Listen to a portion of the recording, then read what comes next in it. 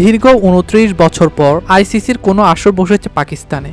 Champions trophy দিয়ে পাকিস্তানও যেন ফিরে এলো ক্রিকেটের নতুন জগতে। তাই তো সেই দেশের ক্রিকেট ভক্তদের আনন্দটা বাদ ভাঙা, কিন্তু পাকিস্তানিদের সেই আনন্দ মলিন করে দিল নিউজিল্যান্ড। মিনি বিশ্বকাপ খ্যাত এই টুর্নামেন্টের উদ্বোধনী ম্যাচে স্বাগতিকদের ৬০ রানের ব্যবধানে হারিয়ে শুভ সূচনা করল কিউইরা। করাচি স্টেডিয়ামে টস হেরে আগে ব্যাট করতে নেমে দেখে শুনে শুরু করেন নিউজিল্যান্ডের দুই ওপেনার উইল ইয়াং ও ডেভেন কনওয়ে। ৭৩ রানেই টপ অর্ডারে ৩ ব্যাটারকে হারিয়ে কিছুটা চাপে পড়ল ব্ল্যাকলেপসরা। তবে এক প্রান্ত আগলে রেখে এগোতে থাকে উইল ইয়াং। শেষ পর্যন্ত খেলেন ১০৭ রানের দুর্দান্ত ইনিংস। ৫-এ নেমে সেঞ্চুরি হাঁকান টম লাথামো। দুই ব্যাটারের হার না মানা সেঞ্চুরিতে নির্ধারিত ৫০ ওভারে ৫ উইকেটে ৩২০ রানের সংগ্রহ পায় নিউজিল্যান্ড। জবাবে ব্যাট করতে নেমে তেমন একটা প্রতিরোধ গড়ে তুলতে পারেনি পাকিস্তান। ৪৭.২ ওভারে ২৬০ রানে থামে পাকিস্তানের ইনিংস, আর তাতেই ৭ রানে বড় জয় পায় নিউজিল্যান্ড।